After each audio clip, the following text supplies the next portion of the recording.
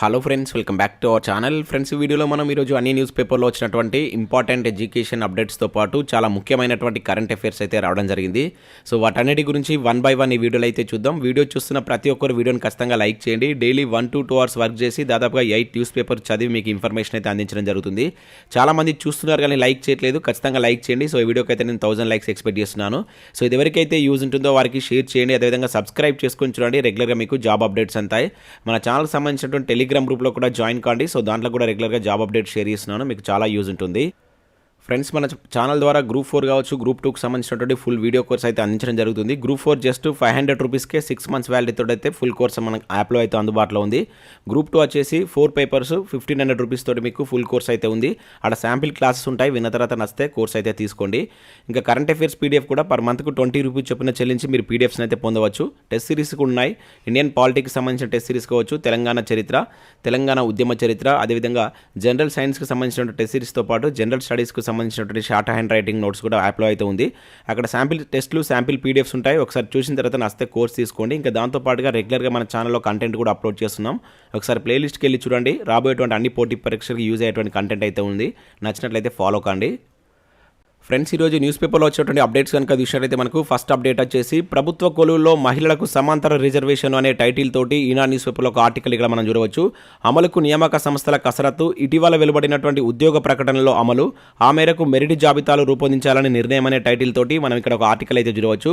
So ఇక్కడ ఉన్నటువంటి information కనుక చూసినట్లయితే రాష్ట్రంలో ప్రభుత్వ ఉద్యోగాల భర్తీకి సంబంధించి మహిళలకు సమాంతర రిజర్వేషన్లు అమలు కానున్నాయి. సో తెలంగాణలో రాష్ట్రపతి నూతన ఉత్తర్వుల ప్రకారం కొత్తగా మల్టీ జోన్లు కావచ్చు, జోన్లు, జిల్లాలు వచ్చాయి.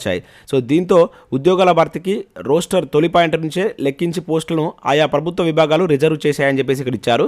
సో దీంతో గ్రూప్ 1లో పేర్కొన్నటువంటి 503 పోస్టుల్లో రోస్టర్ పాయింట్ల ప్రకారం మహిళలకు ఎక్కువ పోస్టులు వచ్చాయి. సో దీంతో కొందరు ఉద్యోగార్థులు రాష్ట్ర హైకోర్టును ఆశ్రయించారు. సో రాజస్థాన్ పిఎస్సి కేసులో సుప్రీంకోర్టు ఇచ్చినటువంటి మార్గదర్శకాల మేరకే మహిళలకు సమాంతర రిజర్వేషన్లు అమలు చేయాలని చెప్పేసి విజ్ఞప్తి చేశారు. సో దీంతో సుప్రీంకోర్టు ఆదేశాలను రాష్ట్రంలో అమలు చేయాలని చెప్పేసి హైకోర్టు సూచించినట్టు ఇక్కడ ఇవ్వడం జరిగింది. సో ఈ మేరకు గ్రూప్ 1 ప్రధాన పరీక్ష ఎంపికలో సమాంతర రిజర్వేషన్లు అమలయ్యాయి. సో ప్రభుత్వం ఇటీవల జారీ చేసినటువంటి ఉద్యోగ ప్రకటనలకు కూడా వర్తింపజేయడానికి సిద్ధమైంది. సో ఈ పద్ధతిని పాటిస్తూ తుది జాబితాలు రూపొందించనున్నట్లు ఇక్కడ ఇచ్చారు. అయితే మనకు గ్రూప్ 1 కాకుండా ఇంకా మిగతా నోటిఫికేషన్లు ఇప్పుడు గ్రూప్ 2 కావచ్చు, గ్రూప్ 3, గ్రూప్ 4 ఇంకా ఇతర నోటిఫికేషన్లకు కూడా ఈ సమాంతర రిజర్వేషన్లే ప్రభుత్వం పాటిస్తుందని చెప్పేసి ఇక్కడ ఇచ్చారు. సో దానికి సంబంధించి ఇక్కడ మనకు ఈ సమాంతర రిజర్వేషన్ ఏ విధంగా తీస్తారు, అదేవిధంగా వర్టికల్ రిజర్వేషన్లు ఏ విధంగా అమలు చేస్తారు అనేటువంటిది కూడా ఇక్కడ ఇచ్చారు. చాలా లెంతీ ఆర్టికల్ అయితే ఇవ్వడం జరిగింది. చాలా మంది అభ్యర్థులు దీనికి సంబంధించినటువంటి డౌట్ అయితే అడుగుతుంటారు. ఒకసారి దీన్ని చూసేటువంటి ప్రయత్నం చేయండి. ఈరోజు మనకు ఈనాడు న్యూస్ పేపర్లో ఒక మంచి ఆర్టికల్ అయితే ఇచ్చారు. సో ఇది చదివినట్లయితే మీకు దీనికి సంబంధించినటువంటి డౌట్స్ అయితే క్లారిఫై అవుతాయి. ఇది చాలా లెంతీగా ఉంది అని చెప్పేసి నేనైతే చదవట్లేదు. ఒకసారి ఈనాడు న్యూస్ పేపర్ డౌన్లోడ్ చేసుకొని చదివేటువంటి ప్రయత్నం చేయండి. సో నెక్స్ట్ అప్డేట్ కనుక చూసినట్లయితే నిరుద్యోగులకు పరీక్ష అనే టైటిల్ తోటి దిశ న్యూస్ పేపర్లో ఒక ఆర్టికల్ ఇక్కడ మనం చూడవచ్చు. ఒకే రోజు 3 ఎగ్జామ్స్, ఫిబ్రవరి 26న డిఏఓ రిక్రూట్మెంట్ టెస్ట్, అదేవిధంగా అదే రోజున ఎస్ఎస్సి సిజిఐ ఎగ్జామ్, అదేవిధంగా పిఆర్టీ ఎగ్జామ్, 3 ఎగ్జామ్స్ ఒకే రోజు ఉన్నాయని చెప్పేసి ఇక్కడ ఒక అప్డేట్ అయితే రావడం జరిగింది. సో ఇక్కడ చూసినట్లయితే మనకు డివిజనల్ అకౌంట్ ఆఫీసర్ డిఏఓ పోస్టుల భర్తీకి ఇటీవల మనకు టీఎస్పీఎస్సీ నోటిఫికేషన్ అయితే జారీ చేసింది. 53 పోస్టులకు 1,00,000 మందికి పైగా నిరుద్యోగులు దరఖాస్తు చేసుకున్నారు. ఫిబ్రవరి 26న పరీక్ష నిర్వహించనున్నట్లు ప్రకటించింది. అయితే అదే రోజున మనకు staff selection commission junior engineering పోస్టుల భర్తీకి సంబంధించినటువంటి ఎగ్జామ్ ఉంది. ఇంకా అంతేకాకుండా కేంద్రీయ విద్యాలయ సంఘటన రిలీజ్ చేసినటువంటి కేవీఎస్ రిలీజ్ చేసినటువంటి పిఆర్టీ పోస్టుల భర్తీకి సంబంధించినటువంటి ఎగ్జామ్ కూడా మనకు ఫిబ్రవరి 21 నుంచి 28 మధ్య ఈ ఎగ్జామ్స్ అయితే జరుగుతున్నాయి. అంటే ఒకే రోజున మనకు 3 ఎగ్జామ్స్ అయితే ఉండబోతున్నట్లు ఇక్కడ తెచ్చారు. సో దీనికి సంబంధించి ప్రభుత్వం దీన్ని ఏదైతే మనకు డిఏఓ ఎగ్జామ్ను రీషెడ్యూల్ చేయాలని చెప్పేసి అభ్యర్థులు కోరుతున్నట్లుగా అయితే ఇక్కడ ఇవ్వడం జరిగింది. ఎందుకంటే చాలామంది దీనిలో ఉన్నటువంటి ఎస్ఎస్సి ఎగ్జామ్ కావచ్చు, అదేవిధంగా ఈ కేవీఎస్ ఎగ్జామ్ కూడా అప్లై చేసుకున్న వాళ్ళు డిఏఓ కూడా అప్లై చేశారు. సో ఈ నేపథ్యంలో డిఏఓ ఎగ్జామ్ను పోస్ట్ పోన్ చేయాలి, రీషెడ్యూల్ చేయాలని చెప్పేసి కూడా ఇక్కడ అభ్యర్థులు కోరుతున్నట్టు మనకు ఒక అప్డేట్ అయితే రావడం జరిగింది. చాలా మంది అభ్యర్థులు దీనికి సంబంధించి డైలీ నన్ను కూడా డౌట్ అయితే అడుగుతున్నారు. ఒకే రోజున 3 ఎగ్జామ్స్ ఉన్నాయి, అసలు పోస్ట్ పోన్ చేస్తాడా లేదా అని చెప్పేసి. మరి టీఎస్పీఎస్సీ ఎటువంటి నిర్ణయం తీసుకుంటుందో వేచి చూడాల్సిందే. సో నెక్స్ట్ ఇక్కడ మరొక అప్డేట్ చూసినట్లయితే గ్రూప్ 4కు ఇప్పటిదాకా 6,14,000 అప్లికేషన్లు అంటూ చూడవచ్చు. నేటి నుంచి గ్రూప్ 3 దరఖాస్తుల స్వీకరణ అని చెప్పేసి కూడా ఇక్కడ ఇచ్చారు. సో గ్రూప్ 4కు 6,14,000 అప్లికేషన్లు వచ్చాయని చెప్పేసి ఇక్కడ చూడవచ్చు. సో ఈ రోజు నుంచి మనకు గ్రూప్ 3కి సంబంధించినటువంటి ఆన్లైన్ అప్లికేషన్ ప్రాసెస్ అయితే స్టార్ట్ అవుతుంది. సో దానికి సంబంధించినటువంటి ఆన్లైన్ అప్లికేషన్ ప్రాసెస్ వీడియో కావాలనుకున్నారు, వీడియోని లైక్ చేసి కింద ఎస్ అని కామెంట్ చేయండి. సో మీరు ఎక్కువ మంది రెస్పాన్స్ అయినట్లయితే ఈరోజు ఈవినింగ్ వరకు దీనికి సంబంధించినటువంటి అప్లికేషన్ ప్రాసెస్ వీడియో కూడా మీకు అందించేటువంటి ప్రయత్నం అయితే చేస్తాను. సో ఇక్కడ గ్రూప్ 4కి ఇంకా ఎవరైనా అప్లై చేయకుండా ఉన్నట్లయితే అప్లై చేయండి. సో ఈ మంత్ 31st వరకు అయితే లాస్ట్ డేట్ ఉంది. సో నిన్న ఒకటే రోజు 15,000 అప్లికేషన్లు వచ్చాయని చెప్పేసి కూడా ఇక్కడ ఇవ్వడం జరిగింది. సో గ్రూప్ 3కి సంబంధించి నేను దాని గురించి ఎక్స్ప్లెయిన్ చేసేటప్పుడు మీకు ఆ వివరాలు అయితే చెప్పేటువంటి ప్రయత్నం చేస్తాను. సో నెక్స్ట్ ఇక్కడ విషయం అయితే రైల్వే ఉద్యోగాలకు సంబంధించి ఒక అప్డేట్ అయితే చూడవచ్చు. రైల్వే జాబ్స్ పీఈటీ పరీక్షలో 14,807 మంది క్వాలిఫై అనే టైటిల్ తోటి ఇక్కడ ఒక న్యూస్ అయితే చూడవచ్చు. సో మనకు రైల్వేలో లెవెల్ 1 ఉద్యోగాల కోసం నిర్వహించినటువంటి ఫిజికల్ ఎఫిషియన్సీ టెస్ట్లో 14,800 మంది క్వాలిఫై అయ్యారు. సో ఫలితాలను ఆర్ఆర్సీ సికింద్రాబాద్ వెబ్సైట్లో పెట్టినట్లు రైల్వే ఆఫీసర్లు సోమవారం ఒక ప్రకటన ద్వారా తెలియజేశారని ఇచ్చారు. సో మొత్తం ఈ లెవెల్ 1 కోసం 24,000 మంది 1:3 రేషియోలో వాళ్ళు సెలెక్ట్ కాగా, సో దీనికి మొత్తం 14,000 మంది ఈ పీఈటీలో ఉత్తీర్ణత సాధించినట్లయితే ఇక్కడ ఇవ్వడం జరిగింది. సో మొత్తం మన సికింద్రాబాద్ జోన్కి సంబంధించి 9,328 ఖాళీ అయితే భర్తీ చేస్తున్నట్టు దీనిలో అయితే మెన్షన్ చేయడం జరిగిందన్నమాట. ఇది ఆర్ఆర్బీ గ్రూప్ డీకి సంబంధించినటువంటి అప్డేట్. సో నెక్స్ట్ అప్డేట్ కనుక చూసినట్లయితే సో టీచర్ బదిలీలు ప్రమోషన్ల అప్లికేషన్లకు 3 రోజులు ఛాన్స్ అని చెప్పేసి ఇక్కడ ఒక అప్డేట్ మనం వెలుగు న్యూస్ పేపర్లో చూడవచ్చు. సో ఈ నెల 28 నుంచి ఆన్లైన్లో దరఖాస్తులు, షెడ్యూల్ రిలీజు, 27న సీనియారిటీ లిస్ట్ అని చెప్పేసి ఇక్కడ ఒక అప్డేట్ అయితే మనకి ఇవ్వడం జరిగింది. సో దాంతోపాటుగా ఉద్యోగులకు 2.73% డిఏ అని చెప్పేసి ఇచ్చారు, మంజూరు చేస్తూ రాష్ట్ర ప్రభుత్వం ఉత్తర్వులు అని చెప్పేసి ఇచ్చారు. ఇంకా టీచర్లకు సెలవులు ఇవ్వద్దనే టైటిల్ తోటి ఇక్కడ ఒక న్యూస్ అయితే మనం చూడవచ్చు. సో ఇక్కడ విషయం అయితే సో ఈ టీచర్ల బదిలీ ప్రక్రియ ద్వారా దాదాపుగా 9,706 మందికి ప్రమోషన్స్ వచ్చేటువంటి అవకాశం ఉన్నట్లయితే ఇచ్చారు. ఇక్కడ విషయం అయితే టీచర్లు, హెడ్ మాస్టర్ల బదిలీ ప్రమోషన్లో షెడ్యూల్ అయితే ఎట్టకేలకు రిలీజ్ అయినట్లు ఇక్కడ చూడవచ్చు. ఈ నెల 27 నుంచి మార్చి 4వ తేదీ వరకు అంటే 37 రోజుల పాటు ఈ ప్రక్రియ కొనసాగుతుందని చెప్పేసి ఈ షెడ్యూల్ అయితే మెన్షన్ చేసినట్లు ఒక అప్డేట్ ఇక్కడ మనం చూడవచ్చు. సో ఇవి మనకు వివిధ న్యూస్ పేపర్లో వచ్చినటువంటి education updates. Next current affairs చూద్దాం. ఈరోజు అయితే చాలా ముఖ్యమైనటువంటి కరెంట్ అఫైర్స్ అయితే రావడం జరిగింది. స్కిప్ చేయకుండా ఎండ్ వరకు అయితే చూడండి. ప్రతి ఒక్కరు లైక్ చేయండి. ఒకే వీడియోలో మీకు ఎడ్యుకేషన్ అప్డేట్స్ అదేవిధంగా కరెంట్ అఫైర్స్ కలిపి ఒకే వీడియోలో అందిస్తున్నాం కనుక ఖచ్చితంగా లైక్ చేసి మీ మిత్రులకు షేర్ చేయండి. సో ఇక్కడ మనం ఫస్ట్ కరెంట్ అఫైర్ కనుక చూసినట్లయితే నాబార్డ్ నుంచి మనకు ఒక నివేదిక అయితే రావడం జరిగింది. చాలా ఇంపార్టెంట్ కరెంట్ అఫైర్ ఇది. ఇక్కడ చూసినట్లయితే ఆహార ధాన్యాల ఉత్పత్తిలో తెలంగాణకు 3వ ర్యాంక్ అని చెప్పేసి ఇక్కడ ఇవ్వడం జరిగింది. హెక్టార్కు పండేటువంటి పంట విలువ పరంగా రాష్ట్రానికి 16వ ర్యాంక్. అదేవిధంగా అన్నదాత కుటుంబ నెలసరి సగటు కనుక చూసినట్లయితే మనకి ఇక్కడ 10,084 రూపాయలు అని చెప్పేసి ఈ నివేదిక చెప్తుంది. నాబార్డ్ అధ్యయన నివేదిక వెళ్ళడని చెప్పేసి ఇక్కడ చూడవచ్చు. ఆహార ధాన్యాల ఉత్పత్తిలో తెలంగాణ 3వ స్థానంలో నిలిచింది. 1970-71 నాటి దిగుబడులతో 2019-20 నాటివి పోల్చి నాబార్డ్ రాష్ట్రాల వారీగా ర్యాంకులు ఇచ్చింది. సో తెలంగాణకు 3వ స్థానంలో ఉండగా పంజాబ్, హర్యానా వరుసగా 1, 2వ స్థానంలో నిలిచాయని చెప్పేసి ఇక్కడ మనం గుర్తుంచుకోవాల్సి ఉంటుంది. ఏపీకి వచ్చేసి 6వ స్థానంలో ఉంది. సో ముఖ్యంగా ఇక్కడ ఫస్ట్, సెకండ్ మనది ఏపీ, ఇవైతే గుర్తుంచుకునే ప్రయత్నం చేయండి. సో ఫస్ట్ మనకు ఇక్కడ పంజాబ్ ఉంటే, సెకండ్ హర్యానా, థర్డ్ తెలంగాణ ఉంది అండ్ ఏపీకి 6వ స్థానంలో అయితే రావడం జరిగింది. ఇది ఏంటంటే మనకు సో మళ్ళీ ఇక్కడ హెక్టార్ పరంగా చూసుకుంటే అంటే పంట పండేటువంటి హెక్టార్ పరంగా చూసుకుంటే మాత్రం 16వ ర్యాంక్లో ఉంది. సో ఉత్పత్తి పరంగా చూసుకున్నట్లయితే తెలంగాణ 3వ స్థానంలో ఉన్నట్టు మనం ఇక్కడైతే గుర్తుంచుకోవాల్సి అయితే ఉంటుంది. దానికి సంబంధించి ఇక్కడ మనకు ఒక టేబుల్ రూపంలో కూడా ఇచ్చాడు. సో రాష్ట్రంలో వివిధ రాష్ట్రాల్లో ఏ విధంగా ఈ ఆహార ఉత్పాదక హెక్టార్ వైజ్గా ఏ విధంగా ఉంది, ఏ ర్యాంక్లో ఉందని చెప్పేసి 1970-71లో ఏ విధంగా ఉంది, 2019-20లో ఏ విధంగా ఉందని చెప్పేసి ఇక్కడ రాష్ట్రాల వారికి అయితే మనకి ఇవ్వడం జరిగింది. తెలంగాణ ఇక్కడ థర్డ్ ప్లేస్లో ఉన్నట్టు మనం గుర్తుంచుకోవాల్సి అయితే ఉంటుంది. ఇటువంటి మనకు డైరెక్ట్గా లేదంటే అప్లికేషన్ మెథడ్లో కూడా అడుగుతారు కనుక సో దానికి సంబంధించి ప్రతి పాయింట్ని గుర్తుంచుకునేటువంటి ప్రయత్నం చేయండి. సో నెక్స్ట్ కరెంట్ అఫైర్ ఇక్కడ చూసినట్లయితే సముద్ర వేటలోకి ఐఎన్ఎస్ వాగీర్ అంటే ఇక్కడ చూడవచ్చు. నౌకాదళంలోకి చేరినటువంటి జలాంతర్గామి అతి తక్కువ కాలంలోనే నిర్మించినటువంటి దేశీయ సబ్మెరైన్గా రికార్డు. ఇది ఇంపార్టెంట్ అంటే ఈ పాయింట్ మనం గుర్తుంచుకోవాల్సి ఉంటుంది. నావీ సామర్థ్యం పెరిగిందన్నటువంటి రక్షణ శాఖ అంటే ఇక్కడ చూడవచ్చు.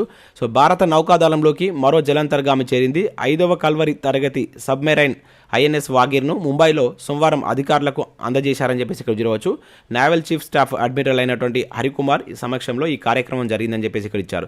సో మనం గతంలో కూడా చూసాం 3-4 డేస్ బ్యాక్. సో నిన్న దీనికి సంబంధించి అయితే సో రిలీజ్ చేయడం జరిగిందనమాట. ఐఎన్ఎస్ వాగీర్ అని గుర్తుంచుకొని ముఖ్యంగా ఇది అతి తక్కువ కాలంలోనే నిర్మించినటువంటి ఒక దేశీయ సబ్మెరైన్గా ఇది రికార్డ్ అయితే సృష్టించినట్లు మనం గుర్తుంచుకోవాల్సి అయితే ఉంటుంది దీనికి సంబంధించి.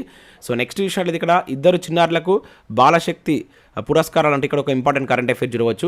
సో ఇక్కడ విషయంలో అయితే మనకు పీఎం రాష్ట్రీయ బాల పురస్కారాలు అందించినటువంటి రాష్ట్రపతి ద్రౌపది ముర్ము అంటే ఇక్కడ చూడవచ్చు. సో కళా సంస్కృతి విభాగంలో తెలంగాణకు చెందినటువంటి నాట్య కళాకారిణి ఎం గౌరవిరెడ్డి, అదేవిధంగా క్రీడల విభాగంలో కనుక చూసినట్లయితే ఏపీకి చెందినటువంటి చెస్ క్రీడాకారిణి సో అలానా మీనాక్షి. సో వీళ్ళిద్దరికీ మన 2 తెలుగు రాష్ట్రాల నుంచి అవార్డ్స్ అయితే రావడం జరిగింది. పేర్లు గుర్తుంచుకోండి, వీళ్ళు ఏ రంగానికి సంబంధించిన వారు అయితే చాలా చాలా ఇంపార్టెంట్. సో నేడు అవార్డు గ్రహీతలతో మాట్లాడినటువంటి ప్రధాని మోడీ అని చెప్పేసి ఇక్కడ ఇవ్వడం జరిగింది. సో ఇక్కడ మన తెలుగు రాష్ట్రాలకు సంబంధించినటువంటి అభ్యర్థులకు సంబంధించి అయితే మొత్తం నిన్న ఈ జరిగినటువంటి కార్యక్రమంలో 11 మందికి అయితే అవార్డ్స్ అయితే ఇచ్చారు. దీనిలో మన తెలుగు రాష్ట్రాల నుంచి 2 వ్యక్తులు అయితే ఉన్నారు. సో దానిలో మనకు ఈ కళా సంస్కృతి విభాగంలో అతి చిన్న వయస్కురాలిగా యునెస్కోలోని ఇంటర్నేషనల్ డ్యాన్స్ కౌన్సిల్లో నామినేట్ అయినటువంటి తెలంగాణకు చెందినటువంటి నాట్య కళాకారిణి ఎం గౌరవిరెడ్డికి ఈ అవార్డు రావడం జరిగింది. దాంతోపాటుగా క్రీడా విభాగంలో విశాఖకు చెందినటువంటి 11 ఏళ్ల అంతర్జాతీయ చెస్ క్రీడాకారిణి గత ఏడాది మే-అక్టోబర్ మధ్య అండర్ 11 బాలికల కేటగిరీలో ప్రపంచ నెంబర్ 1గా నిలిచినటువంటి ఈ అలానా మీనాక్షి కూడా ఈ బాలశక్తి పురస్కారం అయితే రావడం జరిగిందనమాట. సో ఇది వీళ్ళకి సంబంధించినటువంటి ట్రాక్ రికార్డ్ చాలా ఇంపార్టెంట్. ఈ 2 తెలుగు రాష్ట్రాలకు సంబంధించినటువంటి అభ్యర్థుల పేర్లు అయితే గుర్తుంచుకున్నటువంటి ప్రయత్నం చేయండి కరెంట్ అఫైర్స్ విభాగంలో. సో నెక్స్ట్ ఇక్కడ చూసినట్లయితే మహాయోధుడు బోస్ అనే టైటిల్ తోటి ఇక్కడ ఒక కరెంట్ అఫైర్స్ చూడవచ్చు. 126వ జయంతి సందర్భంగా ప్రధాని ఘన నివాళి, స్మారక నమూనా ఆవిష్కరణ, అండమాన్లో 21 దీవులకు పరమవీర చక్ర పేర్లు అని చెప్పేసి ఇక్కడ మనం గుర్తుంచుకోవాల్సి ఉంటుంది. మనం ఆల్రెడీ నిన్నటి వీడియోలో కూడా దీని గురించి అయితే డిస్కస్ చేస్తాం.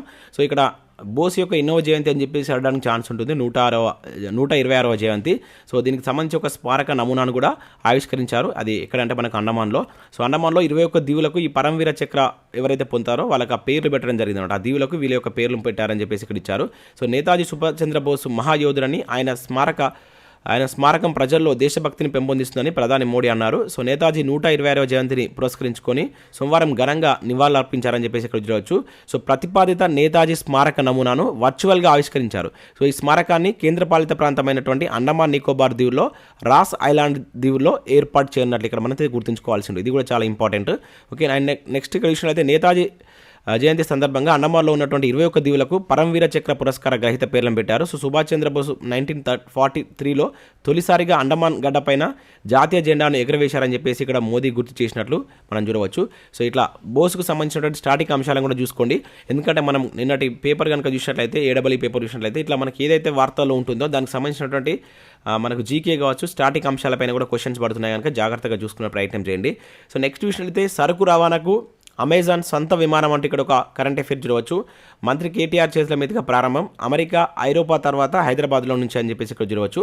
సో వినియోగదారులకు ఆర్డర్ చేసినటువంటి వస్తువులను మరింత వేగంగా అందించేందుకు ఈ కామర్స్ దిగ్గజం అమెజాన్ ఇండియా సొంతంగా సరుకు రవాణా విమానాన్ని అయితే ప్రారంభించింది.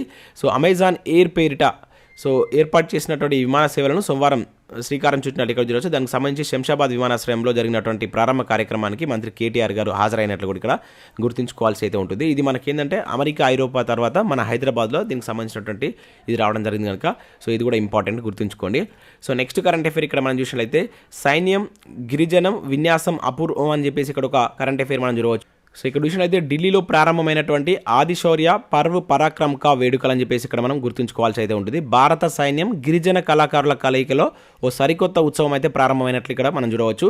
సో భారత సైన్యం అండ్ గిరిజన కళాకారులు. సో నేతాజీ సుభాష్ చంద్రబోస్ 120వ జయంతి కావచ్చు, అదేవిధంగా గణతంత్ర దినోత్సవాలను పురస్కరించుకొని రక్షణ మంత్రిత్వ శాఖ అదేవిధంగా కేంద్ర గిరిజన వ్యవహారాల మంత్రిత్వ శాఖ ఆధ్వర్యంలో ఈ వేడుకలు జరుగుతున్నట్టు ఇక్కడ మనం గుర్తుంచుకోవాల్సి అయితే ఉంటుంది. సో ఈ పేరు గుర్తుంచుకోండి, ఆదిశౌర్య పర్వ్ పరాక్రమ్ కా వేడుకలు ఇటీవల ఎక్కడ జరిగాయని చెప్పేసి అడగడానికి ఛాన్స్ ఉంటుంది. సో అందులో ఇన్వాల్వ్ అయినటువంటి ఈ శాఖలు కూడా రక్షణ శాఖ అదేవిధంగా కేంద్ర గిరిజన వ్యవహారాల శాఖ అనేటువంటి ఈ వేడుకలు అయితే నిర్వహిస్తున్నాయి. సో ఈ రెండింటిని గుర్తుంచుకునేటువంటి ప్రయత్నం చేయండి. సో నెక్స్ట్ చూసినట్లయితే రిమోట్ కంట్రోల్ కళ్ళజోడు అంటే ఒక ఇంపార్టెంట్ కరెంట్ అఫైర్ ఇక్కడ చూడవచ్చు. IIIT విద్యార్థుల ఆవిష్కరణ, ఐఐటి బాంబే టెక్ ఫెస్ట్లో ద్వితీయ స్థానం అని చెప్పేసి కూడా ఇక్కడ మనం గుర్తుంచుకోవాల్సి ఉంటుంది.